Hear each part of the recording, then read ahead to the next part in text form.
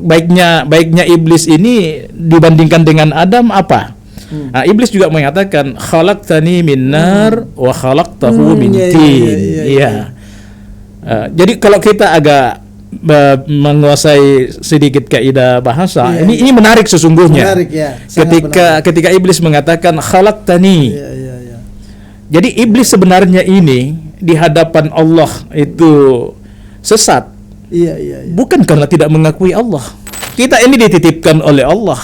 Misalnya Ustaz saya ini jago mengaji, tapi di sekelilingnya banyak orang tidak bisa mengaji. Betul, kita berdosa. Kenapa? Kita tidak ajarkan mereka. Padahal kita tahu tentang itu. Baik. Jadi harus diamalkan. Itu yang saya bilang tadi. Justru semakin kita banyak kita ketahui, tanggung jawab kita semakin besar.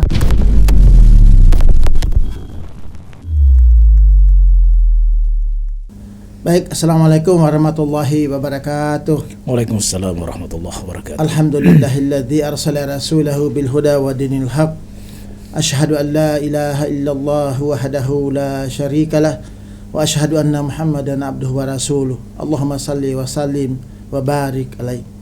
Hadirin pemirsa MUI TV yang dirahmati oleh Allah Subhanahu wa taala, pada hari ini Komisi Pengkajian dan Penelitian MUI Sulawesi Selatan melaksanakan kegiatan MUI berbicara. Pada kesempatan kali ini beliau adalah Dr. Haji Nur Hidayat M. Said MAG. Beliau ini adalah koordinator bidang dakwah IMIM DPP IMIM Makassar. Di samping itu beliau juga adalah dosen pasca sarjana UIN Alauddin Makassar. Tema yang beliau bahas adalah penyakit sombong dan terapinya. Jadi memang banyak sekali hal-hal yang terjadi di masyarakat karena kesombongan. Bisa terjadi hal yang tidak diinginkan, misalnya kesombongan intelektual, kesombongan sosial, dan kita serahkan kepada beliau untuk membawakan materinya. Kepada beliau kami silakan, Muhammad. Baik. Assalamualaikum warahmatullahi wabarakatuh. Assalamualaikum warahmatullahi wabarakatuh. Alhamdulillah, salatu wassalamu ala rasulillah wa ala alihi wa sahbihi wa mawalah. Tema kita kali ini adalah penyakit sombong dan terapinya, bagaimana kita mengobatinya. Sombong ini hampir seumur dengan hoax, dengan berita bohong yang juga melekat pada iblis Ketika Adam di surga, datang iblis untuk menyampaikan berita bohong yang kemudian membuat Adam dan Hawa dikeluarkan dari surga. Tapi sebelumnya itu ada penyakit yang lebih duluan. Yaitu penyakit sombong. Penyakit sombong juga itu iblis, dan bahkan sombongnya iblis inilah yang membuat Allah kutuk dia untuk sebagai makhluk yang sombong. Kemudian Allah mencap dia, kemudian dia termasuk makhluk yang sesat. Sesat. Karena kesombongannya. Nah ini karena itu ada pada iblis, maka sebenarnya sifat-sifat sombong ini banyak kita temukan di dalam masyarakat. Apakah sombongnya itu terang-terangan atau sombongnya itu seringkali tersembunyi? Kalau sombong yang terang-terangan mungkin mudah kita kelihatan. Kita bisa memberikan nasihat, pandangan seketika. Tapi yang problem itu adalah sombong yang sembunyi. Yang tersembunyi, yang seringkali itu kita kurang menyadarinya, padahal itu adalah sifat sombong. Nah, apa sebenarnya sombong itu? Sombong itu kuncinya adalah merasa diri lebih baik, paling hebat. Nah, itu yang banyak menyinggapi kita, dan sama dengan iblis. Di dalam Al-Quran ketika iblis diminta untuk bersujud, wa idh qulna lil malaikati isjudu li adama fasajadu illa iblis aba wastakbara wa kana minal kafirin. Jadi malaikat mau bersujud sedangkan iblis tidak mau. Kemudian Allah tanya, Iya, iya. Allah tanya kepada iblis. Qala ma mana'aka alla tasjuda id amartuka. Iya, iya, Ya. iya, iya. Jadi Allah menyampaikan atau bertanya kepada iblis ini, apa yang menghalangimu, apa yang membuat kamu tidak mau bersujud? Tidak mau sujud kepada Adam. Nah, jawaban iblis jelas di dalam Al-Qur'an ya kita temukan itu. Iblis menjawab, ana khairum minhu. Ya. Ayo coba ini, ana khairum minhu. Saya, ini kata iblis, saya lebih baik dari dia. Iya. Jadi saya istilahnya kalau saya mau agak bebas mengini, masa saya yang baik ini harus sujud kepada yang tidak baik, yang kualitasnya di bawah saya. Ini jadi jelas sekali bahwa perasaan diri lebih baik ya, itu yang seringkali membuat sifat sombong ini muncul. Nah, kemudian jelas ya baiknya iblis ini dibandingkan dengan Adam apa? Nah, iblis juga mengatakan khalaqtani min nar wa khalaqtahu min tin. Iya. Jadi kalau kita agak menguasai sedikit kaidah bahasa, ini menarik sesungguhnya. Menarik, ya. Ketika iblis mengatakan khalaqtani. Jadi iblis sebenarnya ini di hadapan Allah itu sesat. Bukan karena tidak mengakui Allah. Bukan karena tidak mengakui Allah. Karena iblis itu mengatakan khalaqtani. Allah, engkau Allah ciptakan saya. Tetap mengakui Allah. Engkau menciptakan saya dari api, sedangkan engkau ciptakan dia, Adam yang dimaksud. Itu dari tanah. Ya, jadi saya mau mengatakan begini. Kalau iblis ini sesat hanya karena tidak mau mengikuti perintah Allah untuk bersujud kepada Adam dengan alasan dia lebih baik, kemudian itu dia sesat. Bagaimana dengan manusia yang tidak mau bersujud kepada Allah? Betul. Bagaimana dengan manusia yang tidak mau tunduk kepada Allah? Itu lebih sesat lagi. Karena kalau iblis, kalau kita lihat di sini, hanya tidak mau mengikuti perintah Allah. Sujud kepada Adam. Karena dia merasa diri lebih baik. Nah, ini rasa diri lebih baik ini yang banyak kita temukan di masyarakat. Ya, tadi dikatakan kesombongan intelektual. Wah, itu banyak menghinggapi di orang-orang yang secara pendidikan tinggi, yang seringkali gampang merendahkan orang. Misalnya saja kalau dia ditanya sesuatu, atau dia dikritik terhadap pandangannya terhadap sesuatu. Tiba-tiba misalnya dia mengatakan, apa kamu? Pendidikanmu apa? Ini apakah disadari atau tidak? Tapi dari ungkapan itu kita sudah bisa mengukur bahwa ini adalah kesombongan. Di dalam kehidupan mana lagi yang lain ya, yang bisa kita lihat sangat banyak wujud-wujud daripada kesombongan itu. Ketika sudah merasa diri lebih dari orang lain. Nah, ini yang penyakit yang harus dihindarkan di dalam diri kita, karena kita ini sebenarnya tidak bisa mengklaim diri lebih baik daripada orang lain. Kita banyak hal yang kita tidak tahu, Jadi tidak boleh kita merendahkan. Di dalam Al-Qur'an Allah sudah ingatkan, la yashar qaumun min qaumin asa ayakuna khairan minhum wala nisa'um min nisa'in asa ayakuna khairan minhunna. Tidak boleh kita mau merendahkan segolongan orang, kelompok saya lebih baik dari dia, kelompok saya yang berhak masuk surga. Siapa yang tahu? Tidak ada yang tahu tentang itu. Tidak bisa kita mengklaim. Orang yang seperti ini sesungguhnya tidak secara halus tidak mengetahui tidak menempatkan Allah sebagai Sang Maha Kuasa atas segala-galanya. Bahkan ada orang yang menurut dia pengetahuan agamanya tinggi, itu memasukkan orang ke neraka. Kamu ini penghuni neraka. Wah, ini kan sudah trust claim namanya. Mengklaim sebagai orang yang benar, yang paling baik, yang paling berhak masuk surga, dan itu penyakit yang banyak menghinggapi dalam kehidupan kita. Nah, saya kira itu pengantar dari kita ini.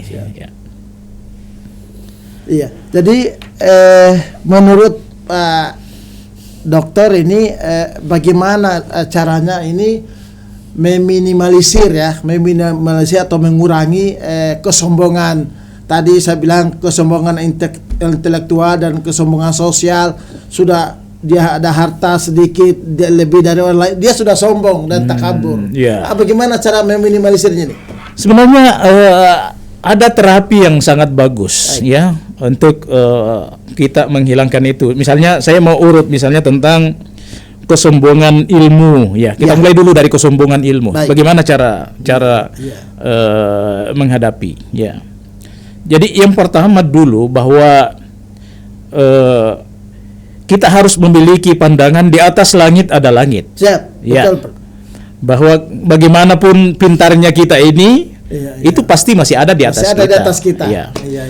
Oleh karena itu, dari sisi itu, karena masih ada di atas kita, harus kita sadar bahwa kita ini masih dikalahkan oleh orang lain. Ada orang lain yang mengalahkan kita. Bisa.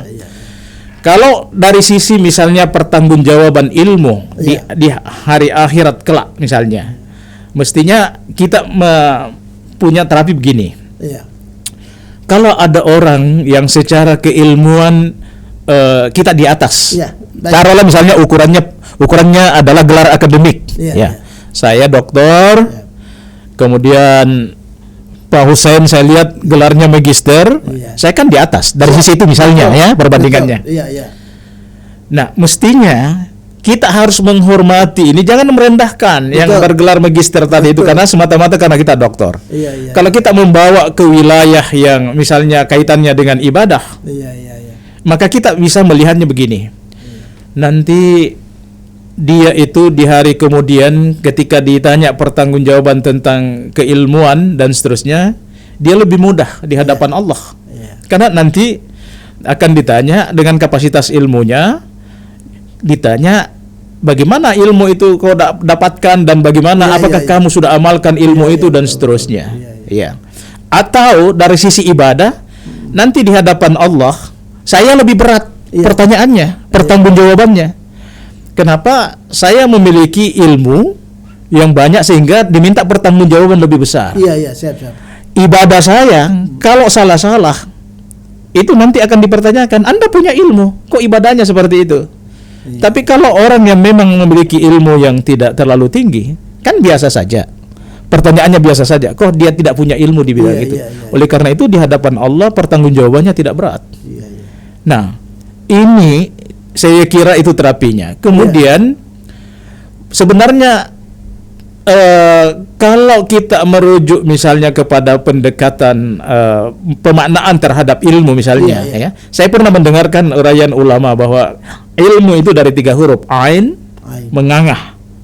Ya, mengangah itu dia mengangah. Mengangah itu terbuka. Jadi mestinya seorang ilmuwan itu terbuka, mau dikritik, ada ilmu berbagi ya. Jadi tidak menutup diri ya. Jadi sebenarnya ilmuwan itu atau ulama itu tidak tertutup. Dia bisa menerima pandangan yang macam-macam yang berbeda. Itu namanya terbuka ayat itu. Kemudian huruf lamnya itu ke atas. Artinya itu selalu menggantungkan diri kepada Allah, bahwa ilmu ini dari Allah, pemberian Allah sumbernya. Iya, jadi kita tidak bisa mengklaim bahwa saya dan itu yang banyak. Kata saya ini dalam kehidupan kita ini juga yang merupakan ciri kesombongan. Sedikit-sedikit karena saya. Karena Allah. Betul. Allah yang pemberi ilmu itu. Jadi seorang ilmuwan itu harus melihat ke atas bahwa ini dari Allah. Kemudian ada huruf mim. Huruf mim itu menancap ke bawah. Artinya harus memiliki akidah yang kuat. Seorang ilmuwan yang ilmuwan itu seperti itu. Ada keyakinan yang kuat. Jadi tidak gampang goyah. Nah, ini juga yang dalam kehidupan kita ini seringkali jadi ilmuwan itu gampang sekali digoyahkan. Sebenarnya ilmuwan itu tidak boleh seperti itu. Tapi kita kembali bahwa kesombongan intelektual itu jangan sampai terjadi. Nah, kemudian mohon maaf, ada syair atau apa hadis itu Pak? Al ilmu bil amali kasyajari bila thamarin. Bagaimana urgensinya itu Pak? Iya, artinya begini, memang ini kan ilmu sama dengan amanah, titipan Allah. Amanah itu. Saya sering mengatakan begini, seringkali kita menganggap amanah itu jabatan. Iya, siap, betul. Padahal kita ini ilmuwan, punya ilmu amanah. Oh iya. Jangan iya, disimpan. Iya. Betul. Jangan Berarti ada kewajiban untuk disampaikan. menyampaikan. Masya Allah. Ya kan gitu ya. Siap. Kita ini dititipkan oleh Allah. Misalnya Ustaz saya ini Iya. jago mengaji, tapi di Iya. sekelilingnya banyak orang tidak bisa mengaji. Betul, iya. Kita berdosa. Kenapa? Kita tidak ajarkan mereka. Kita tidak Padahal ajarkan padahal mereka. kita tahu tentang Baik. itu. Jadi harus diamalkan. diamalkan. Itu yang saya bilang tadi. Justru semakin kita banyak kita ketahui, tanggung jawab kita semakin besar. Semakin tinggi kepada Allah. Oleh karena itu, kesombongan kita mestinya jangan sombong. Oh, gitu, Justru kita betul. sudah harus semakin bersujud, ya Allah, bagaimana Iya. saya mempertanggungjawabkan ini di hadapan Betul, Allah. betul. Ilmu-ilmu ini. Kan Rasulullah sendiri ketika mau di akhir hayatnya itu ya, salah satu yang dia sampaikan, apakah semua saya sudah sampaikan sahabat-sahabatku ya, itu di atas mimbar. Artinya apakah wahyu yang saya terima ini betul. semuanya saya sudah sampaikan. Iya. Karena kalau ada yang tidak sampaikan berarti tidak amanah. Dia berdosa. Berdosa karena dia tugasnya sebagai nabi, Oh, iya. tugasnya sebagai rasul. Iya. Ilmuwan juga tugasnya begitu, menyebarkan ilmu. Iya. Jadi kalau itu dia tidak sebarkan, dia tidak sampaikan, ya berdosa. Iya. Tapi yang terbalik adalah biasanya ilmuwan kita ini justru sombong ya. Iya, Tapi tidak semuanya. Tidak semua. Ada. Tidak semua, sebagian. Ada, sebagian ya. Dalam tanda kutip. Nah, itulah sebabnya mestinya kan kita juga dengar peribahasa banyak di Indonesia, bahasa Indonesia ya. Iya. Padi itu Iya. semakin berisi semakin menunduk. Semakin menunduk. Betul. Jangan pakai itu semakin menengada ya, iya. semakin sombong ya. Iya. Banyak ilmu tapi sombongnya luar biasa. Iya. Nah, ini yang jadi persoalan di dalam kehidupan kita ya. Jadi itu dihubungkanlah dengan pertanggungjawaban. Jadi saya mau mengatakan begini. Iya. Tentang terapi sombong ini. Kalau kita lihat tadi itu orang, kalau kita lihat, saya melihat orang yang berilmu, Siap, iya. cara pandang kita begini. Ini orang lebih baik dari saya. Iya. Kenapa? Dia lebih banyak ilmunya. Iya. Nanti di hadapan Allah, ketika Allah mempertanyakan tentang ilmu Iya. dia memiliki ilmu itu banyak, sehingga dia peluang di surga untuk masuk surga lebih besar dari saya. Iya. Bagaimana kalau saya melihat orang yang dari sudut pandang saya ilmunya di bawah saya? Maka kita balik cara pandangnya. Iya. Orang ini nanti di hadapan Allah juga lebih mudah menghadap kepada Allah. Karena ilmunya tidak banyak. Iya. Sehingga tidak terlalu banyak pertanyaan. Apakah dia amalkan tadi itu ya? Iya. Apakah dia sampaikan dan seterusnya? Iya. Sehingga Betul. saya lebih susah nanti ketimbang dia. Betul. Nah, orang berharta, orang kaya juga begitu cara pandang kita. Iya. Kalau kita melihat orang kaya, kita letakkan begini. Iya. Nanti juga di hadapan Allah dia lebih baik posisinya. Iya. Kenapa dia kaya? Kan dia kaya. Dia kaya. Kekayaannya membuat dia peluang banyak untuk bersedekah, untuk berinfak. Iya. Ketimbang saya Betul. yang secara kekayaan tidak terlalu banyak. Betul. Nah, bagaimana kalau saya lihat orang miskin? Kita balik lagi. Kita balik lagi. Iya. Bahwa nanti di hadapan Allah dia lebih mudah menghadap, Lebih karena mudah pertanyaan tentang harta dia tidak terlalu banyak. Pertanggungjawabannya kurang. Iya. Saya ini yang lebih banyak harta daripada dia akan susah. Akan susah, akan ditanya apakan itu harta tadi. dia apakan harta Dipertanggung itu, kepada bagaimana Allah. mendapatkannya dan Betul, sebagainya. betul. Kalau dia miskin, Iya. kan Pertanyaannya sedikit sekali. Allahu Akbar. Dia tidak akan ditanya banyak tentang harta. Iya. Nah, begitu juga kalau kita lihat anak muda dan orang tua. Iya. Ya. Ini saya sudah bicara terapi ini. Oh ya, terapi. Kalau kita melihat ada orang usianya lebih di atas kita, juga cara pandang kita itu kita melihatnya orang ini lebih baik dari saya. Iya. Kenapa dia lebih baik? Usianya lebih tua dari saya. Iya, betul. Karena usianya lebih tua dari saya, berarti kesempatannya beramal lebih banyak. Betul. Ketimbang saya yang muda. Iya, betul. Nah, kalau ketemu dengan orang muda, gimana caranya? Iya. Ini untuk menghilangkan sikap sombong ya, rasa sombong. Betul. Lihat anak muda seperti anak muda lah, anak sekolah kita lihat, kita balik. Betul. Di hadapan Allah dosanya tidak banyak ketimbang saya. Dosa yang kita lihat, dosanya. Karena dia muda. Masih muda. Karena dia masih muda, umurnya masih sekian, berarti kesempatannya berdosa sedikit. Iya, betul, ketimbang betul. saya, ketimbang saya yang sudah lama hidup dari dia, Betul. berarti kesempatan saya berdosa lebih banyak. Betul. Nah, ini yang begini, kalau diletakkan secara baik, proporsional dalam diri kita, itu Baik. tadi, Betul. itu tercabut. Sifat sombong, karena sombong tadi itu selalu merasa lebih. Lebih dari orang lain. Lebih dari orang lain. Iya. Tapi kalau cara pandang kita tadi itu seperti itu, Betul. Iya. nah itu kita akan semakin merasa selalu dibawa dari orang. Betul. Sehingga yang namanya sifat sombong untuk selalu naik itu selalu kita tekan. Karena kita melihat orang lain itu dibawa dari kita. Iya. Betul. Iya, saya. Lihat orang tidak sekolah itu jangan bilang, ini saya lebih baik, dia tidak sekolah. Itu kan sudah sombong. Iya. Tapi kalau cara kita melihat dia, dia tidak sekolah. Oleh karena itu dia tidak punya ilmu banyak. Karena tidak ilmu banyak, tidak akan ditanya banyak tentang ilmu itu. Kau amalkan ilmu apa? Itu apa yang mau diamalkan? Kau juga amanah ilmu ke dia tidak banyak. Beda kita. Apakah kamu tidak memperjualbelikan ilmu itu? Betul. Iya. Ya, dan seterusnya. Nah, itu saya kira yang menjadi terapi yang terpenting ya di dalam kehidupan kita. Karena ini sifat sombong. Bahkan begini. Ada satu kisah yang saya mau anukan. Ini kalau sombong yang jelas tadi kan biasanya seperti itu ya. Betul. Ada sombong yang ini. Saya pernah membaca satu kisah ini tentang ada orang saleh, sangat rajin salat, sangat rajin sekali. Tiba-tiba, ini kisahnya ini orang saleh ini tertidur. Yang bangunkan dia untuk bangun salat itu iblis. Oh, iya. Ini karena dia saleh, untuk mempengaruhi supaya tidak salat sudah sulit. Karena dia saleh, rajin sekali salat. Iya.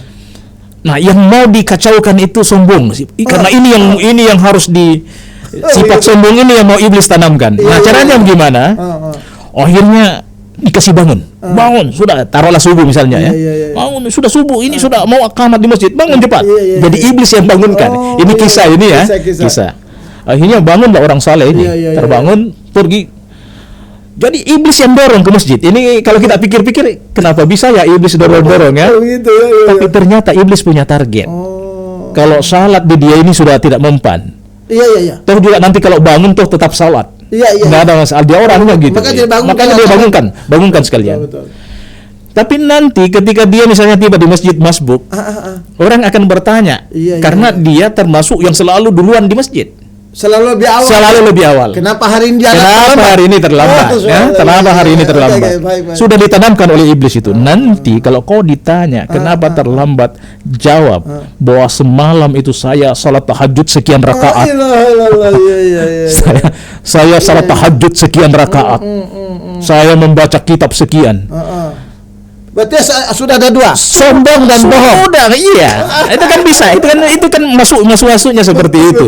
Masuknya seperti itu.